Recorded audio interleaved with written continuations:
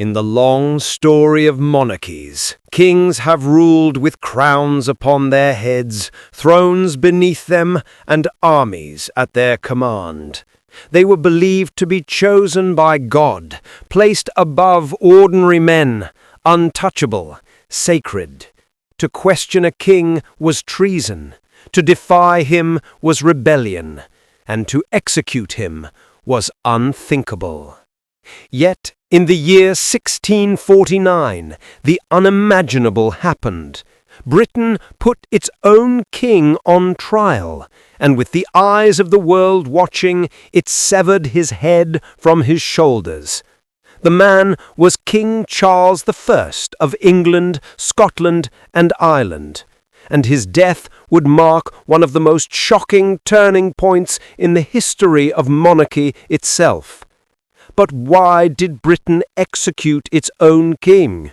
What forces were so great that they shattered centuries of belief in divine right and sanctity of kingship?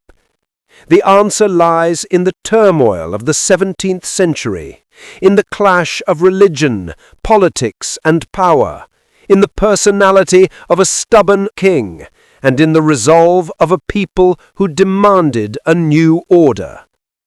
Charles Arozan was not born to be a villain in this story. In fact, he was a shy and quiet boy, the second son of King James VI of Scotland, who later became King James I of England after the union of the crowns. Charles was sickly, frail, and often overlooked. His older brother, Henry, Prince of Wales, was the star of the family, admired and expected to be king. But when Henry died suddenly in 1612, the young and hesitant Charles found himself heir to the throne. The shy boy would become king in 1625, and from that moment forward, his fate and that of his kingdoms became bound to a series of escalating conflicts that would lead to his downfall. From the start, Charles believed in the divine right of kings. To him, monarchy was not a contract between ruler and subjects. It was a sacred institution, an extension of God's will on earth. He was not meant to bend to Parliament, nor to bow to the will of ordinary men. This belief, deeply held, would clash with the growing sense among many of his subjects that kingship should have limits, that Parliament should have a voice, and that subjects had rights. It was a collision course, and Charles did not see it. His marriage only deepened suspicion. He wed Henrietta Maria, a French Catholic princess. In a Protestant kingdom, still haunted by memories of Bloody Mary and suspicious of Catholic plots, the idea of a Catholic queen consort stirred fears of papal influence and betrayal. Though Charles himself was a Protestant, his tolerance of his wife's faith and his tendency to surround himself with advisers who leaned toward Catholic-style rituals in the Church of England created whispers of conspiracy. Money, too, became a constant battlefield. Charles waged wars against Spain and France, but he could not fund them without Parliament. When Parliament resisted granting him money, he turned to forced loans, heavy taxation, and the controversial policy of ship money, a levy traditionally collected from coastal towns extended inland without consent. These measures were seen as illegal, tyrannical, and yet Charles pressed them forward with royal determination. Parliament resisted, sometimes meeting, sometimes dissolving, sometimes refusing altogether to yield. By 1629, weary of constant clashes, Charles dissolved Parliament and began what would be known as the personal rule, or the 11 years' tyranny. For over a decade he ruled without Parliament, governing through royal prerogative, collecting taxes through dubious means, and trying to enforce religious conformity across his kingdoms. To Charles it was his right. To many of his subjects, it was despotism. Religion added fuel to the fire. Charles supported Archbishop William Laud, who sought to impose a more ceremonial, hierarchical style of worship in the Church of England. To Puritans, who wanted a simpler, more stripped-down Protestant faith, these measures looked dangerously like a return to Catholicism. Tensions grew, sermons denounced the king's policies, and discontent brewed quietly, waiting for a spark. That spark came not in England, but in Scotland. When Charles attempted to impose the Anglican prayer book on the Scots in 1637, the reaction was explosive.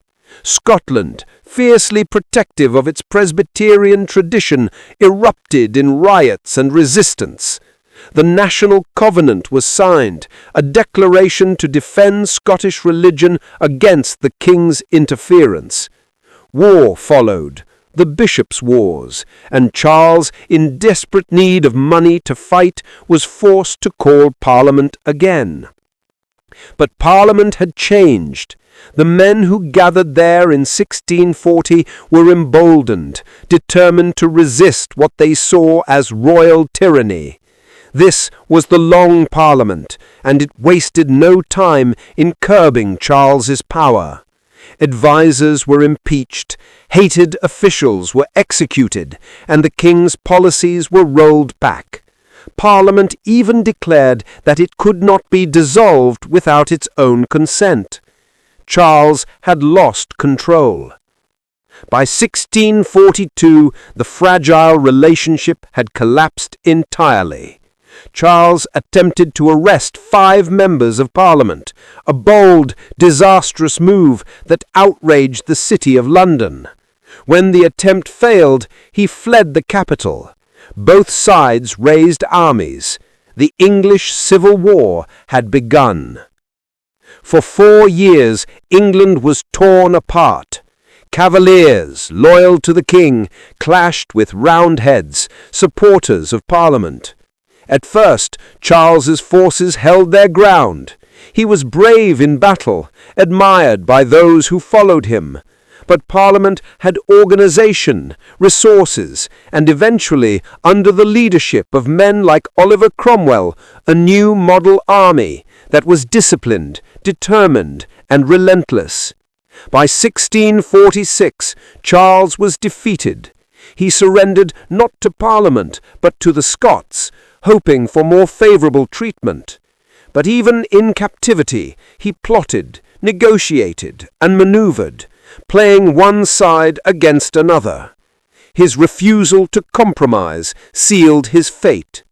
In 1648, war broke out again, the Second Civil War, fueled by Charles's secret dealings and broken promises.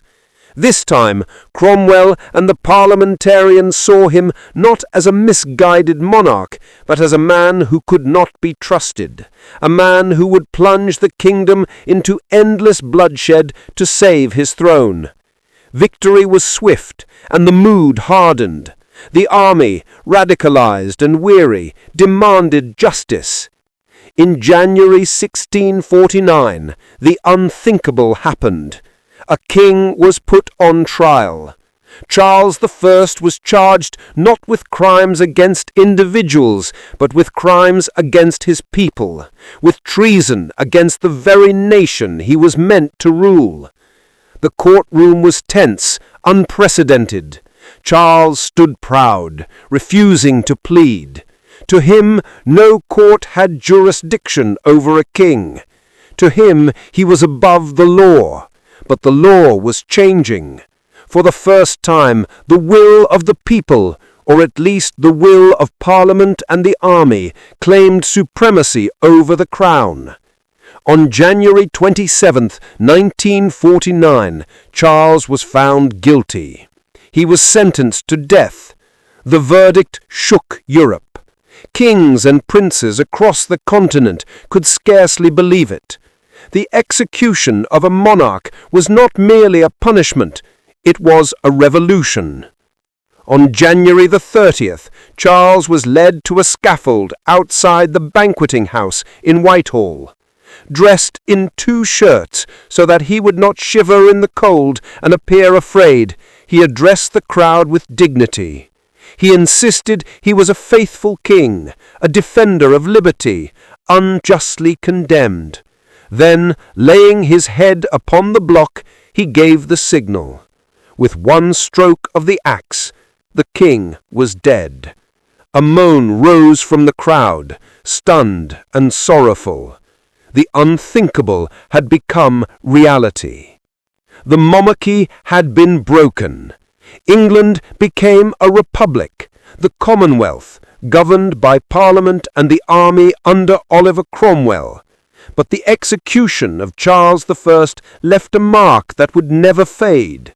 To some, he was a tyrant who had plunged his kingdom into